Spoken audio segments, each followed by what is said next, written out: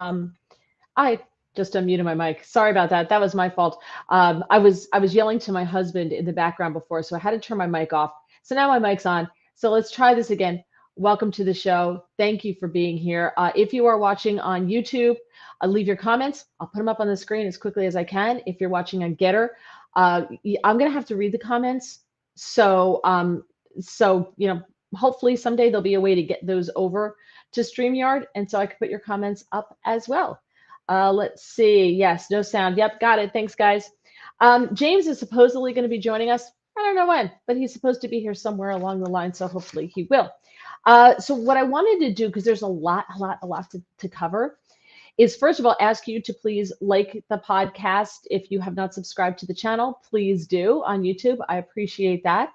And I've been working on an announcement that'll be coming in mid-September, probably about a month from now.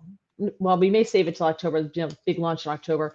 But anyway, we will, that'll be coming up. Hello, Pete. Hey, my old friend Pete, listening on Getter. It's great to see you, Pete. Thanks for watching.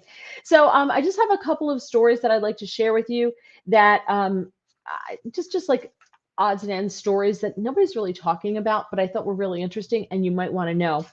And then we're going to talk about the student loan forgiveness plan because that's big news today. Everybody's talking about it. And man, are there dumb people on Twitter. It just feels right. Like, I don't understand how it feels right to spend hundreds of trillions of dollars because somebody made a bad loan, the government, which is our money, and somebody took out a bad loan. And so I have to pay for it, like $2,000 a year. So we'll talk about that. And then there is so much going on with the DOJ, the FBI, and the rating of Mar-A-Lago. A lot of stuff coming out, but it's being overshadowed by, of course, Biden's illegal redistribution of wealth. So let's start off first in Arizona. Just a story that I don't know if you heard it. I saw it today and I was like, wow, I didn't know this story.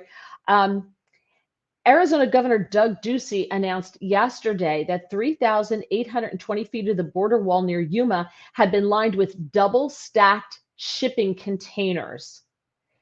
He said 5 wide open gaps in the border wall near Yuma neighborhoods and businesses are now closed off in just 11 days. Arizona did the job the federal government has failed to do.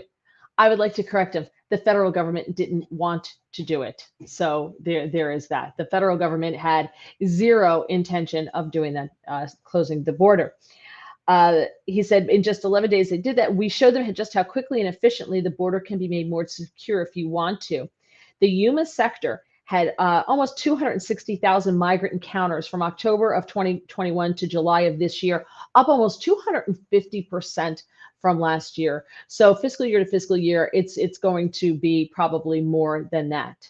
And I can't imagine living next to that and having these people just coming through your yard and through your business and asking you for food and water and this and that. And that's got to be pretty disturbing. If you want to know if it's disturbing, look at New York and Washington, D.C. That's great. The non-consecutive spans of the now closed border consist of 130 shipping containers stacked too high with coils of concertina wire. It took 48 workers to install the 8,800-pound shipping containers and 4,500 feet of concertina wire. So good for them. Good for them. He's protecting his people from an invasion on the southern border. And I wish our government would do that. All right, let's go a little bit to election. Oh, wait, maybe this is James. I have a text message here. I'm having a computer issue. I'll jump in. Okay, so James is having a problem with his phone. All right. So these stories are trickling in here and there. And, you know, there's one that I just saw. Let me see if I still have it up on my phone. I probably don't. No, I don't have it up, but there was a story out of, I think it was Florida, where a worker went to go wipe down the voting machines after an election, and it said that there was a problem with the card, like it had been tampered with. And the fear is that people can just take cards and just put them in the machine in order to try to swing the election one way or the other. So it just says to me these things are not super secure. But in Baltimore, more than 24 Baltimore voters received their 2020 election ballots earlier this month, almost 2 years late. The Postal Service discovered a tray of undelivered mail nearly 2 years too late. The Baltimore City Board of Elections is trying to figure out why the ballots were delivered late. The Postal Service discovered a tray of undelivered mail in a Baltimore facility on Friday, August 5th. We deeply regret the late delivery of these mail pieces. And didn't the Democrats just vote to give in that new, trillions and trillions of dollars that Biden just shipped out under the guise of Inflation Act? Remember, Inflation Reduction Act, when it's really just a Green New Deal? Didn't we give a ton of money to the post office? I think we did, and we also gave them a department, an elections department, to deal with this stuff. So yay, because they want to expand mail-in voting. This, of course, would make me say, oh, hell no, not doing that. They deeply regret it. The Baltimore City Election Director, Armstead Jones, said it would have been very nice if they could have contacted us so the voters wouldn't have been confused, but government agencies, no communication whatsoever. A Baltimore resident, Nick Frazone, received his 2020 ballot this month, and he said, I'm not going to go back to mail-in voting. He said, if there's another pandemic, I'll get a hazmat suit, and I'm just going to go in person. So good for him. Good for him. See, look at that. Government incompetence making people go vote in person, which I think is the best way to vote anyway. All right, so let's go to the student loan forgiveness plan, because I think that that's something really, really important, the student loan forgiveness plan. And to start it off, our good friend Jim Gossett here with a little introduction. Here we go.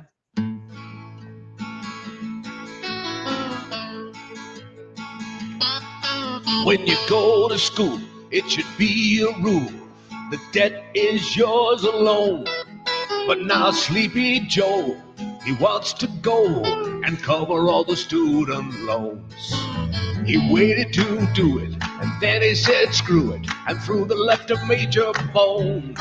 They say it's not enough, and they're gonna hang tough on the cover of the student loans. Student loan, the government allows you to delay it. Loan, now they say you don't have to repay it. Loan, that says you're off the hook with this cover of the student loans. Joe and the left are into massive debt. The cover has been blown. No, it don't make sense to transfer this expense with the cover of a student loan. Student loan, 10 credits, only the beginning. Loan, we are only in the second inning. Loan, they'll forgive the whole damn thing with the cover of a student loan. Yes, Jim, boy, Dr. Hook and the Medicine Show, that goes to show you how old I am. That became very trendy when I was like in college, and right around that time, a little bit after, I really started dragging out these 70s bands, and that was one of them. That was, I actually have a Best of Dr. Hook and the Medicine Show CD. Jim Gossett, GOSST. Look for Jim Gossett Comedy on YouTube, and he has a ton of these great parodies. I don't know how he turns them out so quickly, but he does. Is this only frozen for you? Yes, Al, it's only frozen for you as far as I can tell. Okay, so let's talk about the student loan. Forbes has a really good piece, and I will put the links of all these pieces in the description below when I get off the air, because I have all of the links, and you can go and read more in depth with some of them if you choose, because I don't want to bore anybody by going into too much depth with some of these stories if you're really not that interested. So here are the key facts according to Forbes when it comes to this student loan forgiveness. It's nothing's being forgiven. It's a transfer of wealth. It's student debt transfer. It's not forgiveness. It's student debt transfer, okay? The initiative could instantly wipe out all outstanding federal student loans for up to 14.6 million borrowers who have less than $10,000 in debt as of the end of June. That's about 32% of all borrowers, okay? So there's a lot more out there. The policy will also erase at least half of the student loan debt held by the 20.5% of borrowers who owe between $10,000 and $20,000, and it'll take a big chunk out of the $20,000 to $40,000 owed by another 21.4% of borrowers. 38% of the $1.62 trillion in total outstanding federal student loan debt is held by borrowers with balances of more than $100,000. All right, I think James is ready. You ready? Finally. There you are, finally. All right. So we're Good talking stuff. about the student loan debt. You missed a great song by Jim Gossett. He did cover of the Rolling Stone to cover of the student loan. It's great. I Okay. love song parodies. He's fantastic at it. Okay, according to this Forbes piece, research shows that the White House plan still slightly favors higher income Americans. An analysis was done by the Penn Wharton budget model, and they found that 70% almost of overall debt forgiveness would go to the top 60% of Americans by income. So they're going to get the lion's share. So everybody crying at me on Twitter about poor people and nurses and this, that, no. That's not who's getting this. It's people who have student loans because they went to, law school at Yale or law school in general, or they got some stupid women's studies major that they spent, got a master's in and spent hundreds of thousands of dollars to get it. And, now shockingly can't find a job. And now don't have a job. Right. Yeah, exactly. Right. Or if they have a job and they Or in their chose field. not to repay it. Or they have a job not in their field, right? They went to Harvard and spent, $300,000, but now they're working at Wendy's, making under 125. Right. Exactly. But we should feel for them. If one more person on Twitter told me it feels like the right thing to do, I was like, okay, we don't legislate based on your feelings. It's not how it works. But they don't care if they're doing the victory lap. Individuals who make between $82,400 and $141,000, it is between the 60th and 80th percentile would receive the greatest share of overall forgiveness at 28.1%. So there you go. Higher earning Americans hold more student debt loans in this country. All right. So they just have more, with the top 10% of individuals holding 17.4% of all debt compared to 13.8% for the bottom 20% of earners. So you're helping out the higher end. It's basically what this comes down to. So we're helping out people who make $90,000 a year is essentially what we're saying. Yeah, but here's the thing. The minor who didn't go to college, who is maybe putting money away so his kid can go to college, is now going to have $2,000 of his wealth taken away every year to pay for someone else's kid who did go to college and didn't repay their loan. Right. And I don't understand how any of this, it's not fair. They're like, the administration's like, well, we didn't say it was going to be fair. They're just trying to buy votes. That's what they're doing. They're like, a lot of things in government aren't fair. No. It's also illegal. That's another thing, but we'll get to that. It's an illegal transfer of wealth. Biden does not have the power to do this. Roughly 2/3 of bachelor degree recipients take out federal student loans. Students with more advanced degrees take on more debt on average, which makes sense. An analysis by the Texas Public Policy Foundation found in 2017 and 2018 that the associate degree graduates borrowed an average of $14,000. Bachelor's degrees were on average $23,000.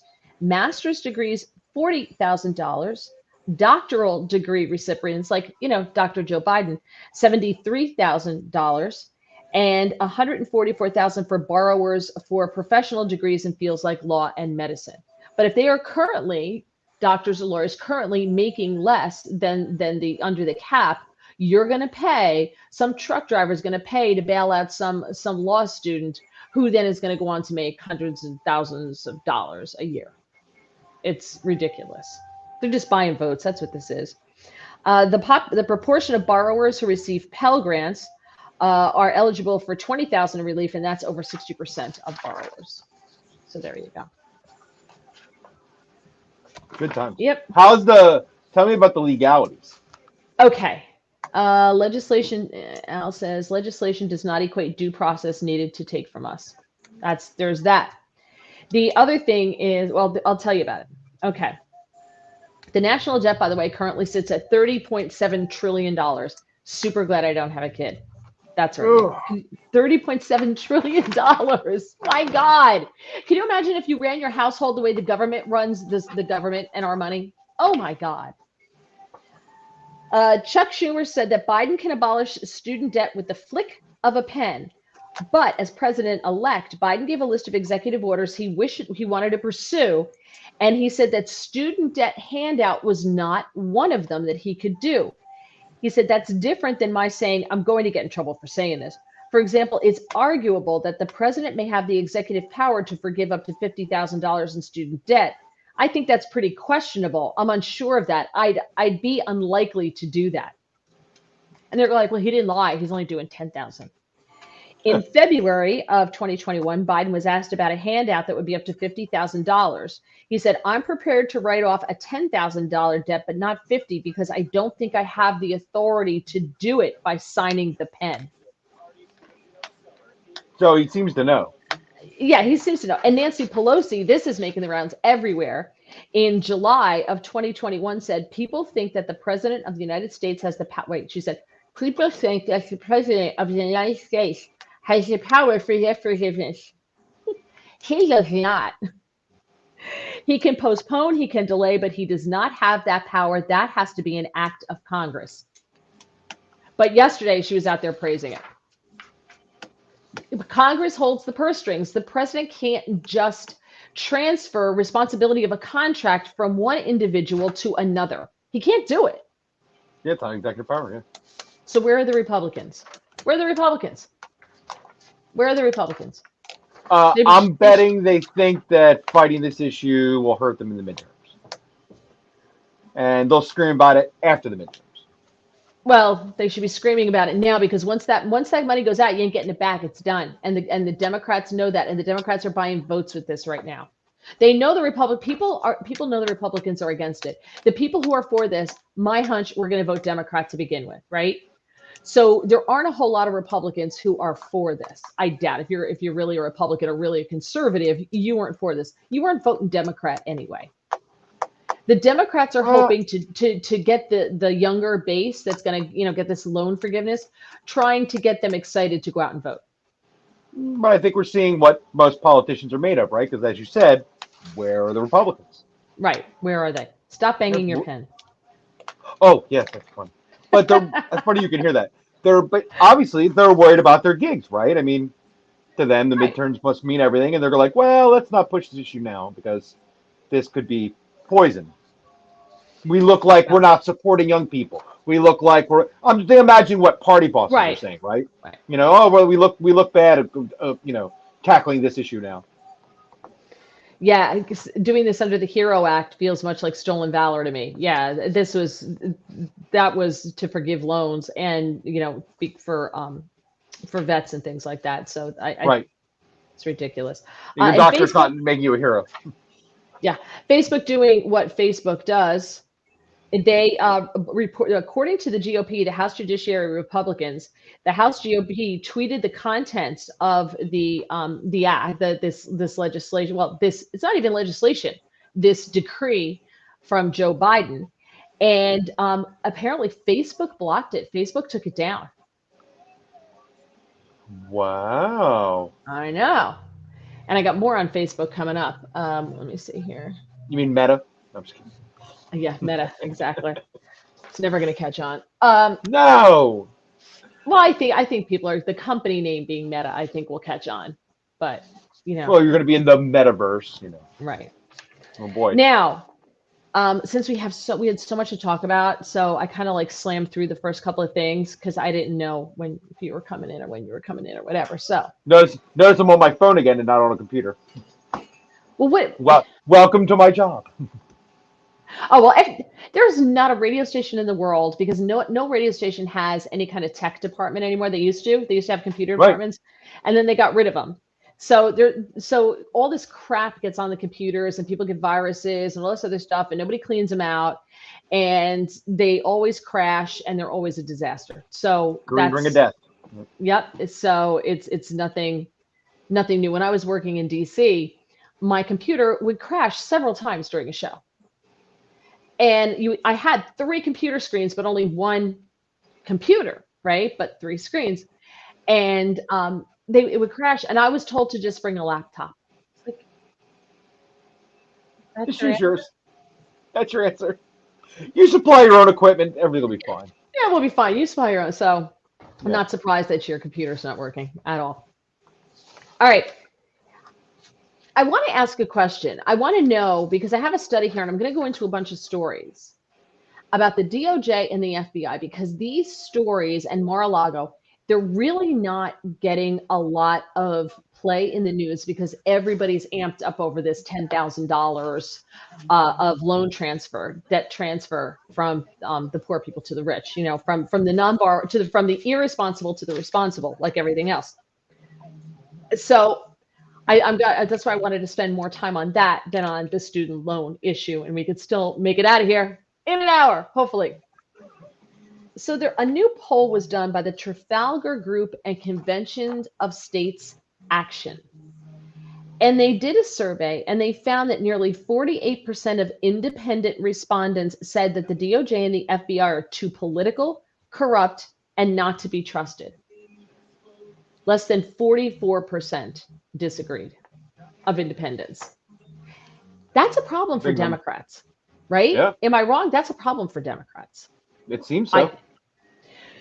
And I'm just curious how many people watching this trust the DOJ and the FBI. Because I have to tell you, I used to. I mean, I was never that person to not trust the alphabets, right? Like, okay, because I never thought they would do anything dirty or anything mean or whatever. Man, have my eyes been opened in the last 10 years to the point where if the FBI comes to my door, I'm not opening it. Come back with a warrant. And I know you'll have to lie to get it, but come back with a warrant. I can't. You know, I just don't trust them. Do you?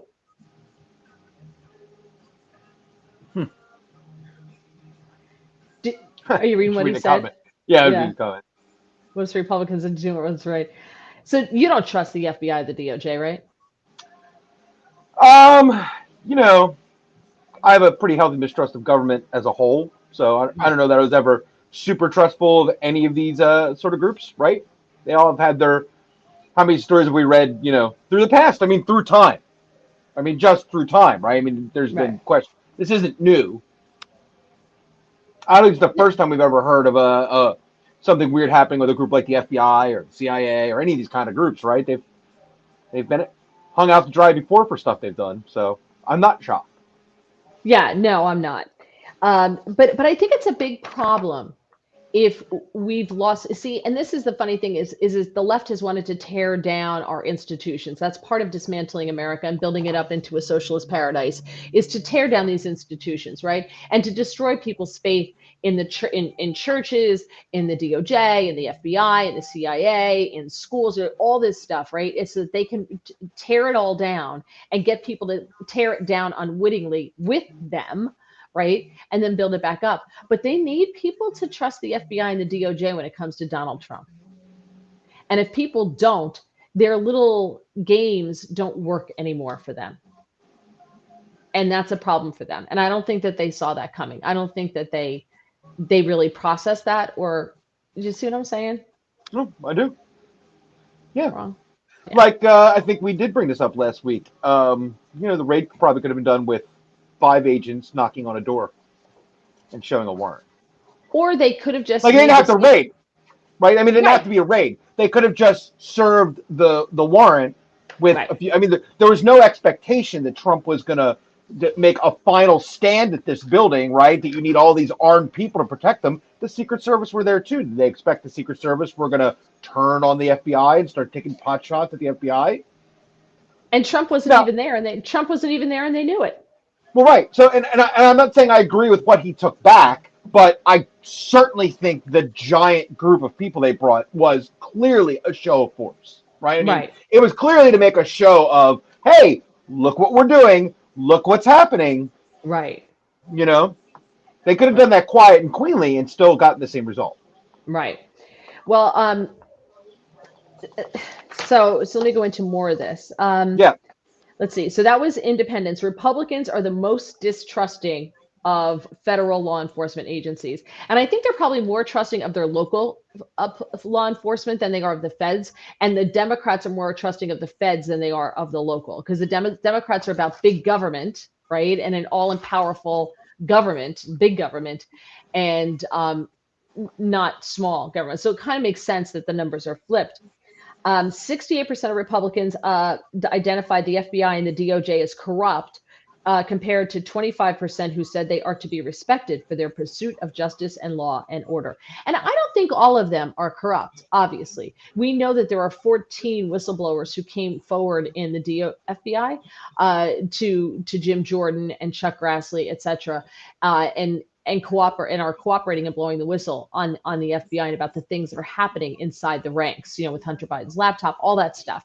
So there are some really good agents out there, but I think the top is absolutely correct. I was going to say, at this level, it's anybody who has access to the people who make the decisions, right? They're the kind of people we're talking about. I don't think even the agents on the ground, by the way, I think they were called to do a job. They said, you 50 people line up, get in trucks, and go serve this warrant. I don't think that, it's like the military that way. You don't get a choice. Those 50 people didn't decide to we want to be part of a conspiracy or whatever. They just are told to go to a place and do a job. It's like you said, the rank and file are the ones who are, questionable. The level we're talking about, right? I agree. Now, Democrats, on the other hand, I just had to respond to someone, Pete, from Louisville, watching over on Getter. He's on Getter. He used to listen to our old show. Do you really? Oh, hi, Pete. Yeah, from funny. Louisville. Yeah, that's awesome. Okay, 73% of Democrats say that they support it. 23%, only 20% say the agencies are corrupt. Now, the president of the Convention of States is named Mark Meckler, and he said the FBI has lost the trust of half the country. This is historically one of the most trusted law enforcement branches in America. The fact that just about half the country believes they're not to be trusted is a very radical thing. Voters were split evenly over whether the DOJ investigation into Trump is intended to prevent him from being on the ballot in 2024. I think that's what it's about personally, but obviously people are split on that particular issue. But I think that's what it's about. Is there a chicken in the background there? I don't hear anything. Do you hear a chicken? I hear like music or something in the background. Now? Huh. No. Still hear it? No. Your ears are amazing. Like this was up so minuscule. I couldn't hear it with my headphones. I just saw the monitor knob was up 1%. You're the ears of a bat. That's amazing. You couldn't hear that? No. Drummer, Yeah, there you go. The alphabets were created to skirt the Constitution. He says, for example, the Constitution doesn't allow the Fed to own real property. Enter the DOI. Yeah. There you go. Okay. Let's see. Now, here's another problem for Democrats here. They broke down this study. More than half of Black respondents, 54%, said that the FBI and the DOJ were corrupt and not to be trusted. Now, that's a staunch Democrat component, right? Like the Democrats count on the Black vote, right? Because if you don't vote for me, you ain't Black. Joe Biden even told us so. He did. Yep, and still got elected, and they still voted for him for his racist little white butt. More than 50% of Hispanics believe that. More than 55% of Hispanics believe the DOJ's investigation of Trump is politically motivated. That's a huge problem for them if they lose Hispanics and Blacks. That's a big deal for the Democrats if they disagree with what's happening. So, Ron wants to say that he heard it too. Thank you, Ron. See? Thanks, Ron. So I'm not that weird. Ron heard it too. All right. Now, the DOJ, I don't know if you heard this, and this goes in with the DOJ and FBI, which is why it's here. And then we'll go into I have two other stories about the DOJ and the FBI and why people don't have faith in them. They just released a Mueller-era memo on Donald Trump. Did you see this? You probably didn't even see it. Again, not getting a lot of play because Citizens for Responsibility and Ethics based in Washington, D.C., it's a left-wing group, filed a FOIA lawsuit 3 years ago to make this document public. I don't think they were counting on it saying what it said. And that's why you're probably not hearing anything about it. It's dated March 24th, 2019. It was written by Assistant Attorney General Stephen Engel and Principal Associate Deputy Attorney General Ed O'Callaghan. This memo claims that none of Trump's actions documented in Mueller's report should be viewed as obstruction of justice. Remember, what do we keep hearing? Trump obstructed justice, right? Yeah, not according to the people who investigated it. The DOJ was like, no, shouldn't be charged with obstruction. Those actions that were in question was the firing of James Comey and telling a top White House lawyer to fire Mueller. The document, which is now unredacted, said, we conclude that the evidence described in Volume 2 of the report is not, in our judgment, sufficient to support a conclusion beyond a reasonable doubt that the president violated the obstruction of justice statutes. Looky, looky, looky. Imagine that. So there you go. A DOJ spokesperson confirmed the memo's authenticity. So all you Twitter, legal scholars know it's real. Let's see. A highly redacted variant of the memo was released in 2021. The memo also asserts there was considerable evidence that Trump acted in his official capacity, including pushing to get Mueller fired, quote, because he believed the investigation was politically motivated and undermined his administration's efforts to govern and not for an illegal purpose.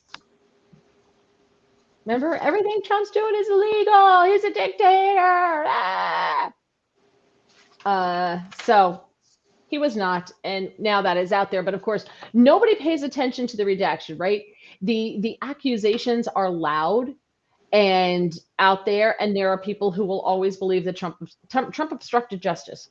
That's what they're going to believe forever. He fired James Comey, and you're going to hear it. And if you try to go back, and you got to find the article again, and you got to put it out there and give it to, and they're still never going to believe it, and that's the problem. It's a big problem.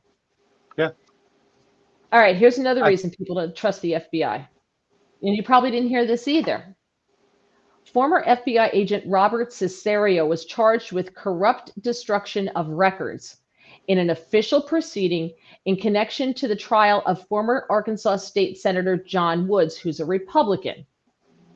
Shocking. On August 17th, Cesario issued a statement saying that he's pleading guilty as part of a plea deal in the case.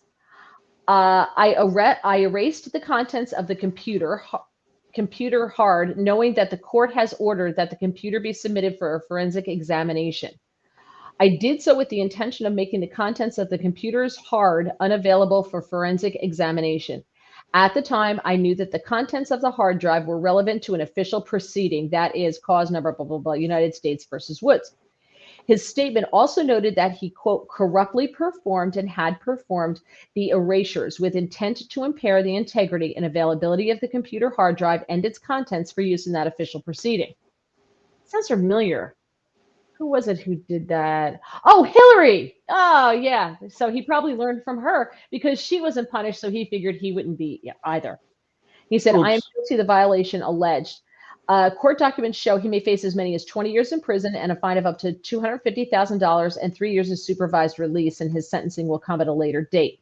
Now, the case was a trial that involved this former Arkansas Republican state senator, John Woods. In 2018, he was convicted of mail fraud and wire fraud charges.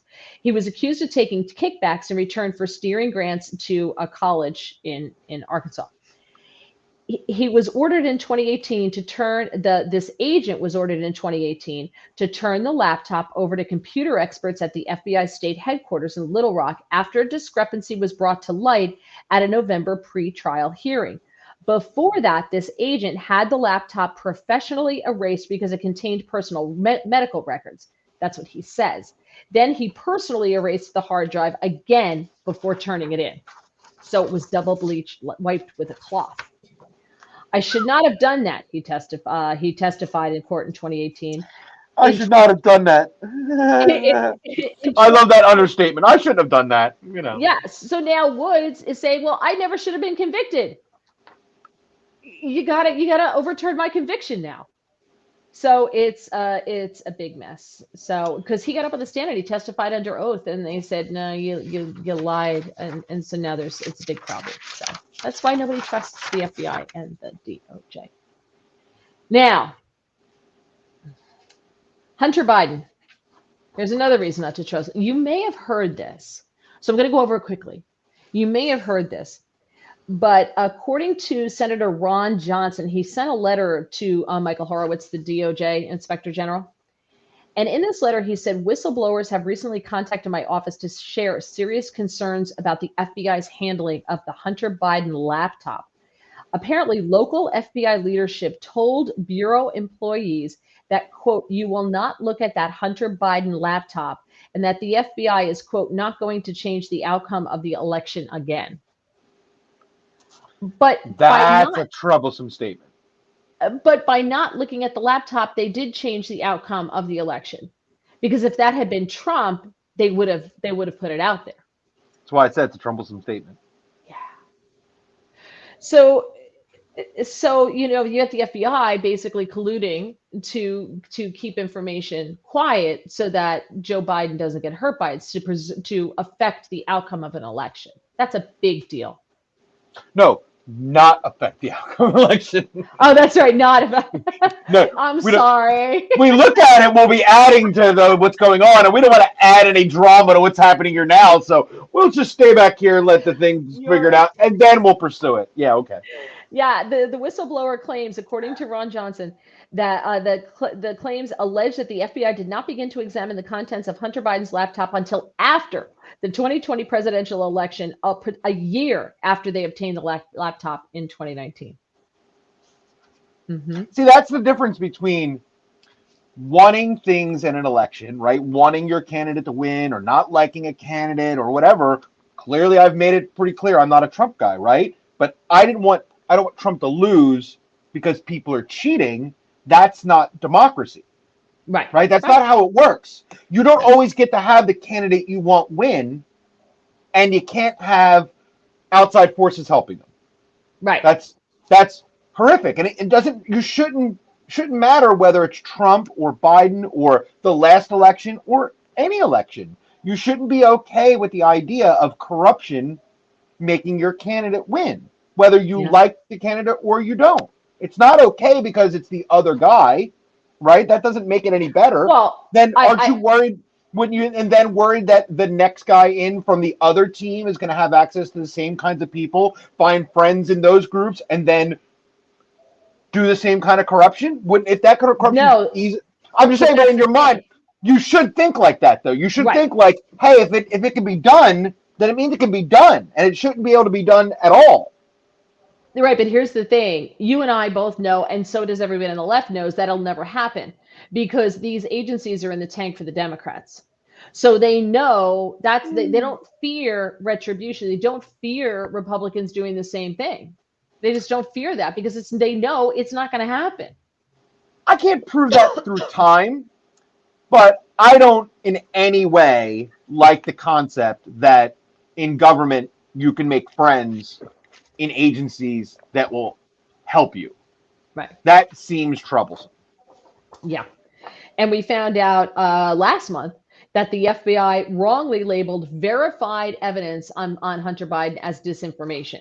Oops, our bad. Sorry, didn't mean to. It's disinformation. It's Russian disinformation. And the number of people who still think that Hunter Biden's laptop isn't his, there's no proof it's his. They believe that. And the left knows that you blast out the lies, you blast out the leaks, people will believe them. They'll never hear the retraction. Like Trump did not rise to collusion. Trump was acting within his authority as president to fire James Comey and to get rid of Mueller, whatever, Mueller, I think it was, did not collude to obstruct justice. But that was so small and so tiny, nobody heard that. So it doesn't matter. Like the retraction at the bottom of a paper, right? In the back page. Oh, by the way, we said there was a mistake, and here it is. And they know that their media allies, which is basically all the mainstream media, will cover for them, right? Well, that's the I don't believe you, and I think that there's no chance a Republican could do the same thing. I think a Republican could do the same thing, but 100%, I believe that the media is in the tank. Yeah. That's a real problem. Yeah. That's a bigger problem, I think, than people give any credit for. Because if you can't look, I think we brought this up.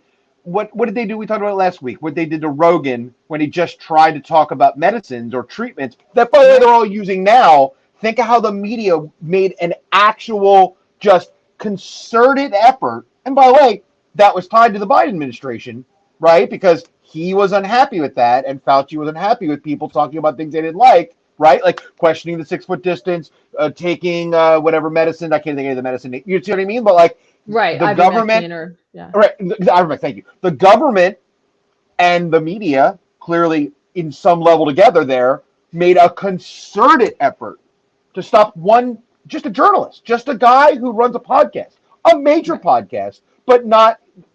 That should scare people. Yeah. You shouldn't be on the left or the right. You should think like all the stuff he said turned out to be true. He just said stuff that other doctors were talking about. He didn't do it. And it started with him just taking the medicines his doctor told him to take. And CNN media blasted him as the worst human on the planet.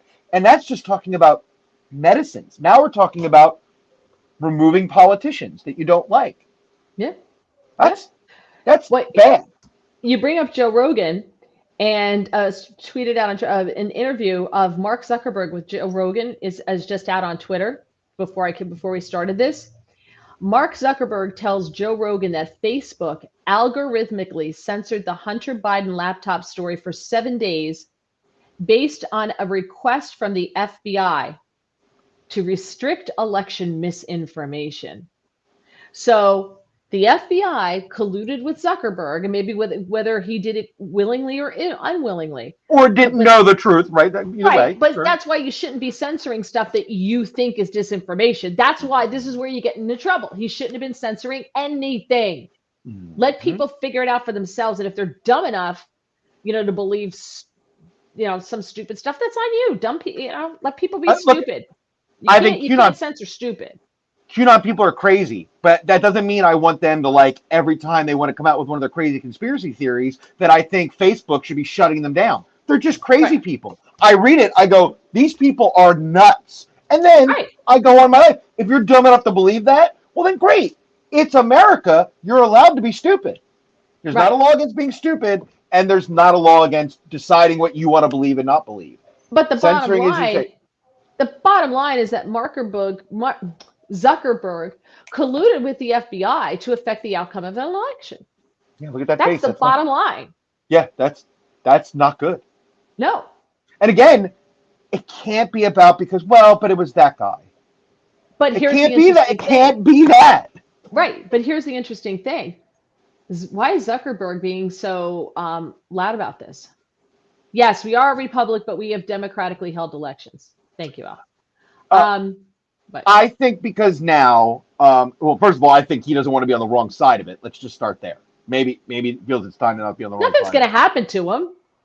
If he was a Republican, something would happen. He's not a Republican. He's going to be fine. No, but maybe it shows that he has some sense of I did the wrong thing.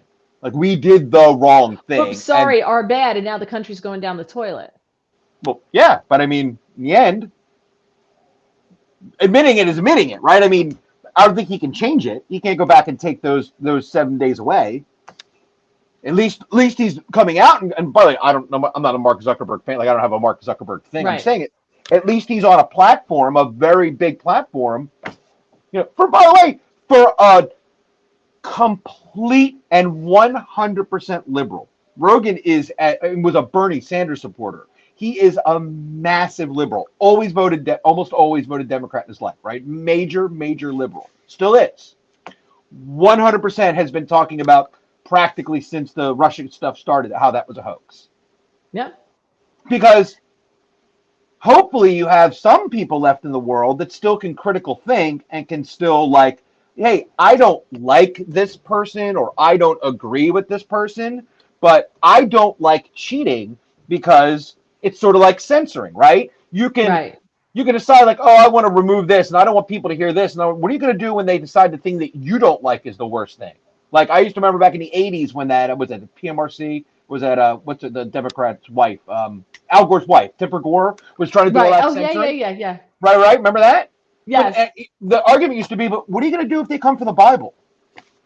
Like, she thought she was doing it on morality, but what if you decided that the Bible now is a Right. terrible thing? Then see, this always comes back on you. Kind of like what happens with cancel. It's going on with cancel culture. You notice we're sort of on the other side that peaked out. We're kind of on the other side of it Right. now because they Right. ate their own. It got to a point where they were just feeding on themselves. Like, I'm the most virtuous person, and all of a sudden, like a minute later, you said they by accident instead of them, and now you're the worst. You're the worst human in the world, right? And you start realizing that kind of thing feeds on itself, right? Yeah. You can't live like that. No. And Ron says bureaucrats need term limits. Thoughts? Yes, of course they do, but they're never going to vote themselves their own term limits. It's never going to happen. None of them. None of them. They'll never going to. I mean, that's like asking you to vote yourself. Well, I have a great job. I've got this great gig. I have a lot of power. I'm making money up the wazoo from lobbyists. I'm going to have a great speaking gig, down the road. So, gee, I don't know. What did Liz Cheney go from? How much was she making? Like 170 some odd $1,000, and she's worth like, I don't know, tens of millions of dollars now. And she made all this money in 6 years of being in Congress. So nobody wants to give up that gig. So they're not going to put a term limit on it for themselves. That's like asking you to voluntarily, when you get a really good job at a company and there's like a great, career path and everything, and they want you to sign a thing that says, yes, but after 5 years, I'll voluntarily quit this job. You're like, no, I'm going to voluntarily quit this job. Why would I do that? Look, I'm a fan of we have an ex-congressman down here named Frank Lobiondo, who was one of the Republicans I really liked, and I liked Frank, and I thought Frank did, especially for what he did for our vets, and he was on the House Intelligence Committee, and he's been to Afghanistan a billion times, all kind of great stuff. Frank is a really, really, really good guy, and I like Frank, but there was a time in his life where he was pro-term limits, and then he wasn't. Now he says it as like, I felt that I needed to keep going, I had things to do, and then, by the way, he did after that still perform and do some really good stuff. I don't always agree with Frank, but he did some really good things. So I'm not justifying not having term limits. I'm just saying there's a politician who was into term limits, and then when the time came for it, he went, he wasn't. I need to stay in my job. Yeah. And term limits for everybody else, just not me. Right. But vote them out. There you go. All right. We're coming up on. We're only going to have. I just want to go into stuff about Mar-A-Lago that's come out and about the raid on Mar-A-Lago. So at noon today, they had to submit the redacted affidavit and stuff to that, or partially redacted, to Magistrate Judge Reinhold today, and then he's going to look at it and see whether it is redacted sufficiently to be released to the public, because we, the people, we need to know these things, right? We should see these things. So I have a little bit of news. I kind of got a little bit of, I've got an advanced copy, just the first page. I got an advanced copy of what they're going to be releasing. So there you go. You can see it right there. Me, you, dog, cat, bird. No, Trump. You can make out Trump is evil. Russia. That's what you could say. So great. It's so great. All right. I'll put the link to this in down below, in the comments down below. And it's by Real Clear Investigations. And the link that I have is sometimes for Real Clear Investigations, if they have special pieces, you can't always get through unless you like subscribe or have a pay or whatever. So this link that I will put up is to another publication that has the story from Real Clear Investigations, so you can read the whole thing. It's by Paul Sperry, great reporter, Paul Sperry. And it talks about that the FBI unit, and this really, this goes in depth, but it is fascinating to read, but I'm not going to bore you with the whole thing here. So I'm just going to give you a couple of little highlights from it, all right? The FBI division that's overseeing the investigation of Trump's handling of classified materials at Mar-A-Lago is also the focus of John Durham's investigation into the Bureau's alleged abuses of power and political bias during their investigation of Russiagate. It's the same people, and they're currently under investigation by John Durham. It was, first of all, to your point, it was a 9-hour raid, 30 agents in Florida, right? It is part of a counterintelligence case that's being run out of Washington, not Miami. Everybody's been saying, oh, it's Miami. No, It's being run out of Washington. The Bureau's counterintelligence division also led the 2016-2017 Russia collusion investigation of Trump, the infamous Crossfire Hurricane investigation. Remember that? Mm-hmm. The former head of Crossfire Hurricane was, do you remember? No. Peter Strzok. Oh. Yeah. See, all those names came back. He was fired after his anti-Trump tweets were made public, but several members of his team remained working in the counterintelligence unit, even though those members are under active investigation by both Durham and the Office of Professional Responsibility, which is the disciplinary arm of the FBI. Yet they're allowed to raid Mar-A-Lago. Anybody see a problem here? Anybody? A key member of the Crossfire team, this is a name you will recognize, supervisory intelligence analyst Brian Auten, has continued to be involved in politically sensitive investigations. FBI whistleblowers have alleged that Auten tried to falsely discredit derogatory evidence against Hunter Biden as Russian disinformation. He's the guy who decided to label it before the election as Russian disinformation. And then the FBI goes to Zuckerberg and says, you need to censor this because it's Russian disinformation. Brian Auten, who is now somehow involved in the raid on Trump. How does that happen? He has been allowed to work on sensitive cases, even though he has been under internal investigation since 2019, when Michael Horowitz singled him out for cutting corners in that verification process. He was the guy involved in getting that bogus FISA warrant on Carter Page. This guy's everywhere. Well, clearly he's a player. But like Peter Strzok, I'm sure nothing's going to happen to him. Literally, and he'll collect his pension and all's right with the world. All right. Some former FBI officials worry that Auten will have a hand in analyzing the boxes of documents that agents seized from Trump's home to help determine if any of the alleged top secret material that he kept there might have been compromised material, allegedly putting the nation's security at risk. And here's the game. Because there's more here. Oh, there's more. And there's a couple of different pieces, articles, and I'll put all the links in the bottom, but your mind is going to spin. Here's what I think they did. They got the National Archives to say that we want this material. The National Archives gets the FBI to seize it. Now, it's supposed to go back to the National Archives.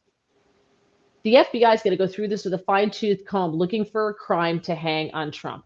They have the man. They've been trying since 2015 to find the crime. And this is what they're going to do. Now that they have all these papers, they're going to go through them piece by piece by piece, even though they're not supposed to have them. They will go through them piece by piece to find the crime. And what they'll do is if they find something, they'll leak it out to the Washington Times and the Washington Post and the New York Times, right? They'll leak it out there. It'll be explosive and everything. And then it'll be like, well, they weren't allowed to have that information. It was okay that Trump had it, but they're going to damage him politically. That's what this is about.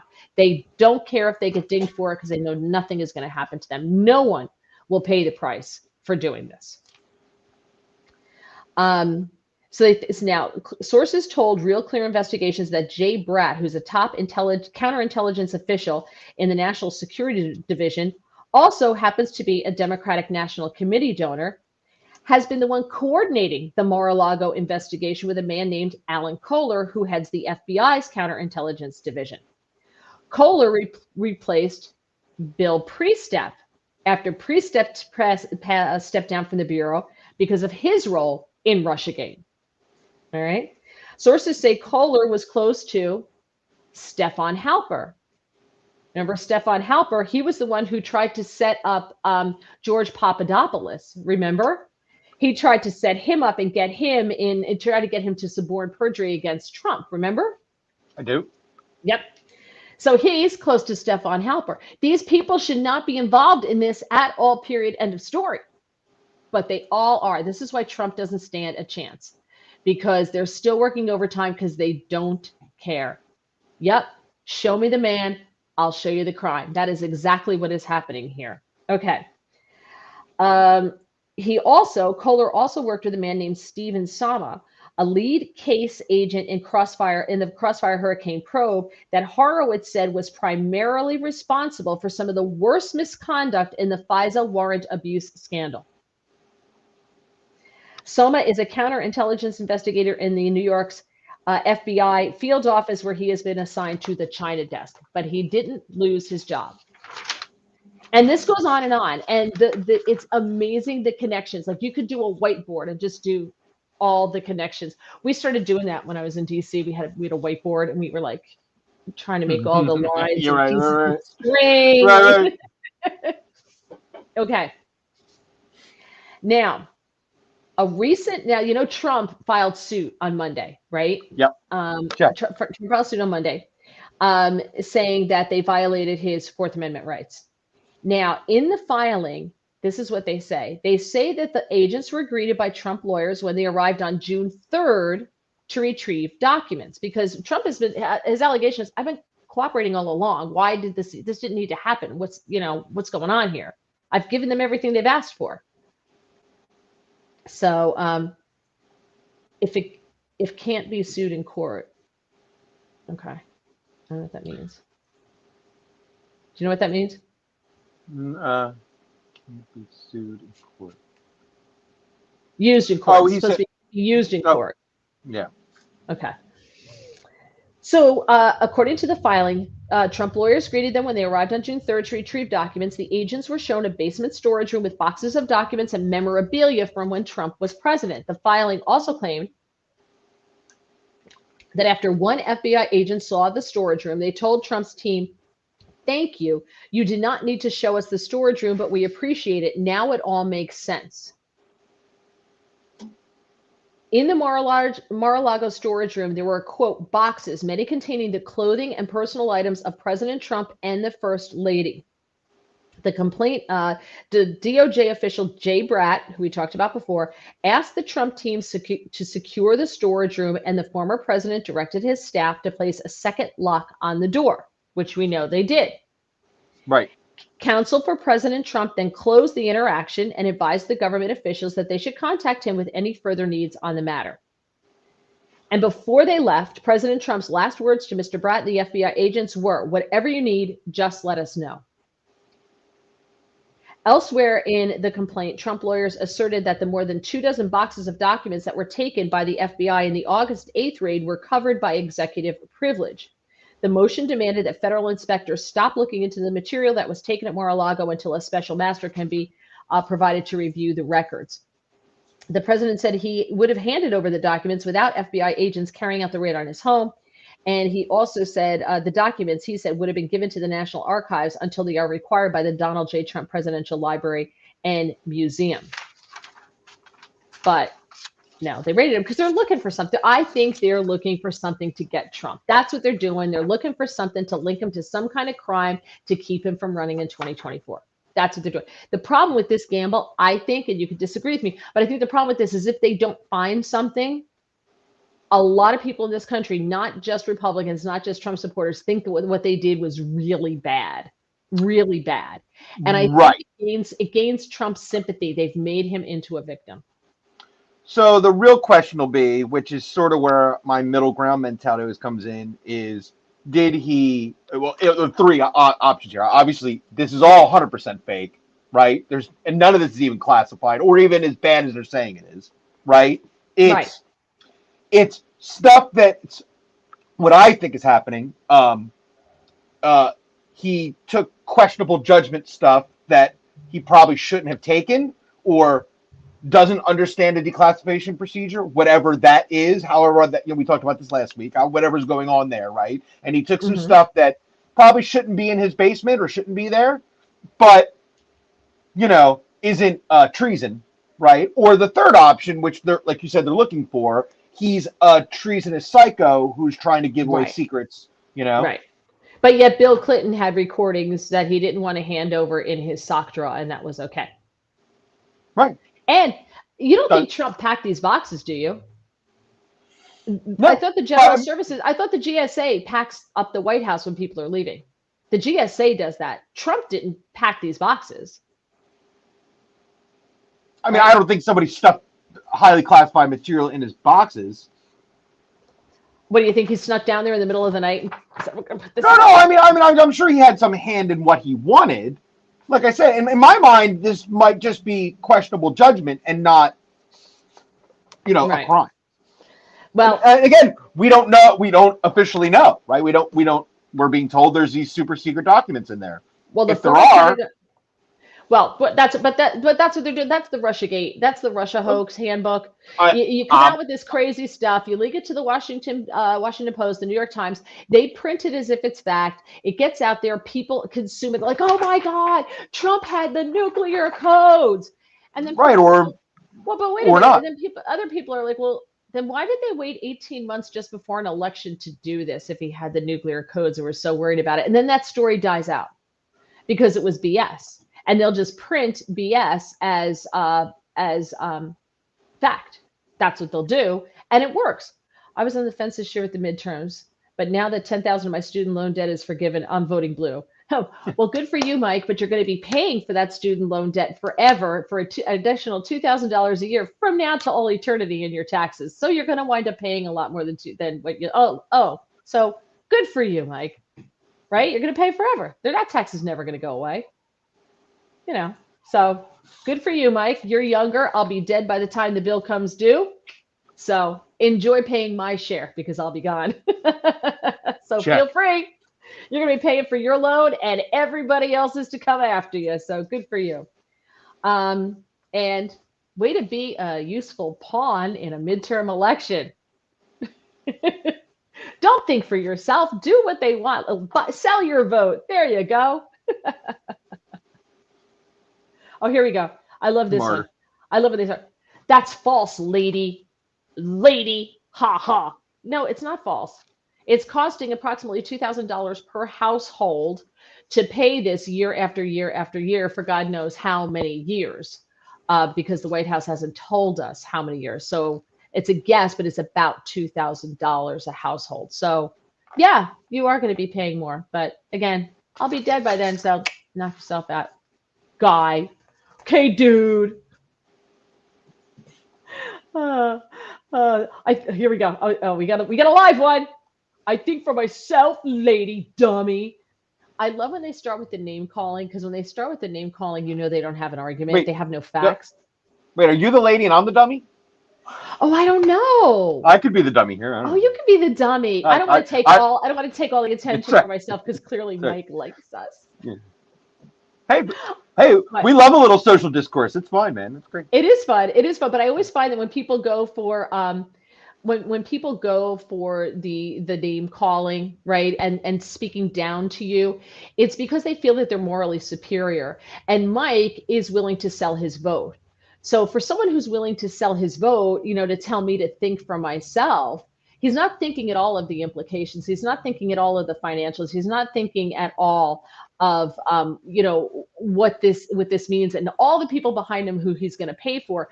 He's thinking about himself and what feels right.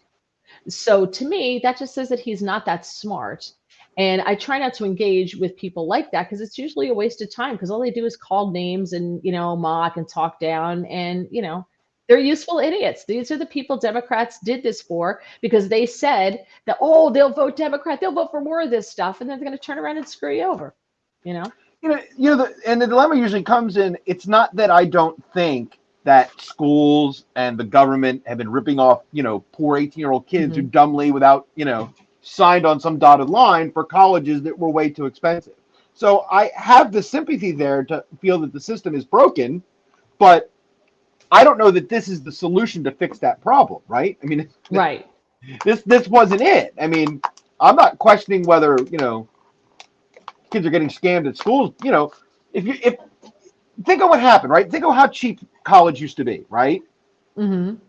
And then suddenly all these tuitions are just going higher and higher and higher, but they're willing to give these kids these loans that they can never default on. They can never do anything. You can't honestly tell me that there's, not in a conspiratorial way, just in a green way. They knew the government would give out the money to anybody, to people who are very questionable at times, You wouldn't give an 18-year-old that much money for a house, but you Right. gave him that much money to go to college that was already 4 or 5 times more expensive than it had ever been, and then said, you're paying for all this money is going to be not a good chance you're not going to get a job in your field that earns you the kind of money that's going to be able to pay Right. this back in some reason. Like, the whole thing just reeks of horribleness. But just willy-nilly giving out 10K in some kind of, arbitrary way to get votes probably isn't the answer to the solution, right? Right. Right. Right. Well, Mike degenerated into swearing and calling really horrible names. So Mike has now been put in timeout on YouTube and can no longer comment on our video. So there's that. Oh, Mike, you could have just He's a done this nicely. child. He's a child. He's got student loans, and he's a child. I do too.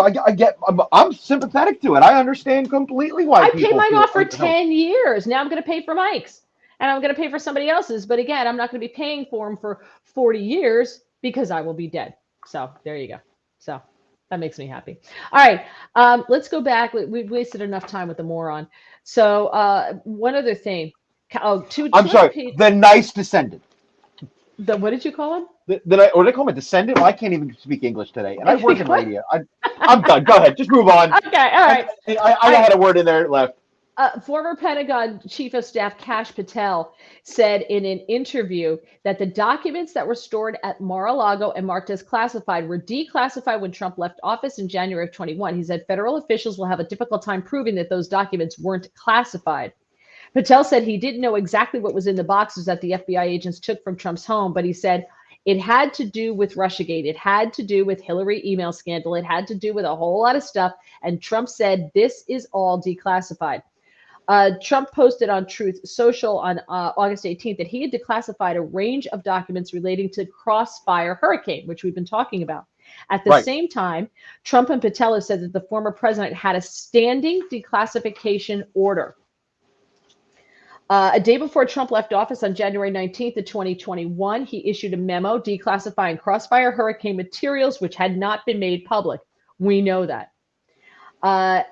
Trump wrote, I determined that the materials in a Crossfire Hurricane binder should be classified to the maximum extent possible. In response, and as part of the iterative process of the declassification review under a cover letter dated January 17th, 2021, the Federal Bureau of Investigation noted its continuing objection to any further declassification of the materials in the binder. And we now know that this administration ceded to the FBI and said, no, we're not going to declassify it, even though Trump, as president, declassified those things. This administration's ignoring that. Right. Unprecedented, but typical. Trump also said, I hereby declassify the remaining materials in the binder, the ones that the FBI didn't want declassified. This is my final determination under the declassification review, and I have directed the Attorney General to implement the redactions proposed in the FBI's January 17th submission and return to the White House an appropriately redacted copy. That was never done. So Kash Patel is saying that's what Trump has at Mar-A-Lago, which was declassified, and that's what they want. When those papers disappear, don't be surprised. Ted Cruz, of course, yeah. Watch, those things will disappear. All right, so lastly, one more name to watch out for, and again, all of this, I'll put all these links in the bottom of the description here on YouTube. Acting archivist Deborah Steidel Wall seems to be one of the leading figures who triggered the FBI raid. According to the Washington Post, acting archivist Deborah Steidel Wall also notified Trump's lawyer Evan Corcoran that the agency would provide the FBI access to 15 boxes of materials in order to investigate, quote, whether those records were handled in an unlawful manner, and conduct an assessment to determine if any damage might have resulted from the improper handling of materials, according to a May 10th letter. So what they were doing is the FBI was using the archives to get the material they wanted to see, to get their hands to see what Trump had, to see if they didn't want him to have any of that stuff. And they used the archives to do it. The FBI, again from the Washington Post, the FBI removed an additional 20 boxes of items from the Mar-A-Lago Club earlier this month, including 4 sets of top secret documents and 7 other sets of classified information, according to a written inventory of the items seized in the high-profile search of Mar-A-Lago earlier this month. Now, is that a leak or was that public? Because that's what they do. That's what they do. So if this comes down to this is all just Russiagate documents, then this is going to be the biggest debacle in the world. Well, it's going to be Trump's word against the FBI because those documents are going to disappear. And when Trump gets stuff back, he's going to go, wait a minute. Where's the Russiagate? Where's the Crossfire Hurricane stuff? They're going, we didn't take that stuff. What are you talking about? And then Trump has no proof, and they're done, and they're in the clear. But they would still have to have these other documents that, like the reporting of the super secret documents. I'm not even just nuclear codes. Supposedly he has some real super secret stuff, right? Stuff that's like above eyes only, like real super high end top secret stuff. So I don't know. Again, that's what Hillary had that on her server in her bathroom, and nothing happened to her. Well, she should burn. But that's my point. And again, I hate the concept of, well, they got away with it, so he shouldn't. Nobody should get away with that. Right. Nobody at all. But the treatment should be the same under the law. The treatment should be the same. You don't punish one side and not the other. Or because criminals get away with stuff all the time, and then other criminals get punished. Right. If he's really doing something criminal. I'm just saying, if he really did something criminal, I'm not saying I don't know that he did. Why was Hillary given a free pass? And by the way, Al's keeping time for us. I know, because the government's corrupt. I get that. No. Hillary was given a free pass because James Comey said he didn't discern intent to have that. She didn't mean to have the super secret stuff because she didn't mean to do it. Intent was never part of the law. But James Comey set a precedent by saying that the intent was not there. He did not discern the intent. So James Comey made intent now part of prosecution for having super classified information. You can't now undo that standard and change it because it's Trump. No. They can. Well, and it would be a very bad thing. My point is she should have burned, right? Or anybody should have burned. Agree. Right? So I'm just if it is what it is, that's bad, right? If that's bad. If it's not, if he meant to have them, what if he didn't know? What if he didn't know? He didn't mean to have it. He doesn't know when they pack. It's really chaotic when you leave. Hillary purposely put that stuff on her server. By the way, he didn't know when they're packing. It's leaving. It's crazy. It's a very I said the same thing. Time. I don't know who put it in the box. I have no idea who put it in the box. It wasn't me. I'm with you. I said the same thing. This could just be not well done and maybe just bad. And they got the stuff back, and it turns out it is what it is. Now, so you're on some level, you're right. Intent does mean something, right? Right, but it's technically not part of the law to prosecute. You don't need intent to not prosecute. My point is right. You're 100% right. It's been he made it a part, and that's because of corruption. Right. That's because of corruption, right? Because Al said Clower Pippin. All right.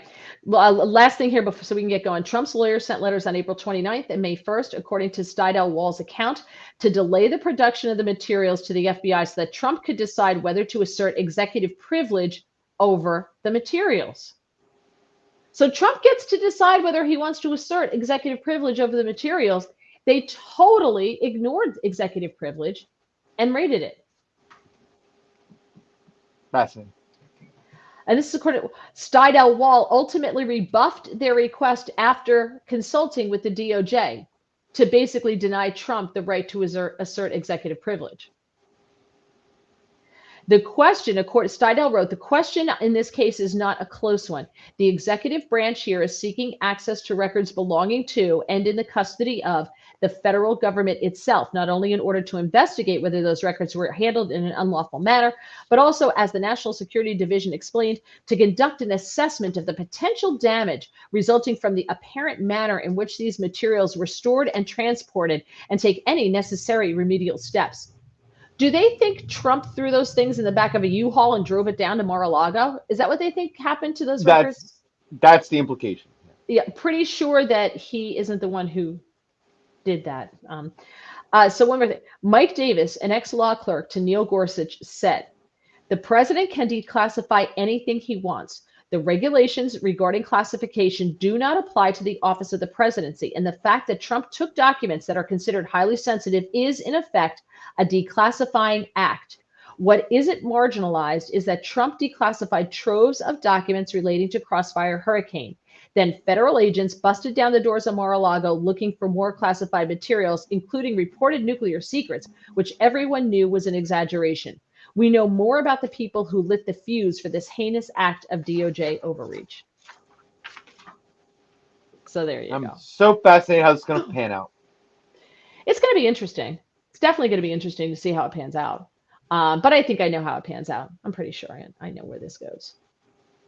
So we both know where this goes. They're gonna leak stuff. This is gonna go drag past the midterms because they're gonna try to hurt Trump. They're gonna try to stem the bleeding of the blue bleeding. They're gonna try to get people like Mike to say they're gonna give them money to sell their votes, and people like Mike will take it and say woohoo, I got mine, and then they're gonna turn on them. But it doesn't matter because they're already get the votes, and they don't care as long as they can keep Trump from running. That's what this is about. And what is their motto? By any means necessary.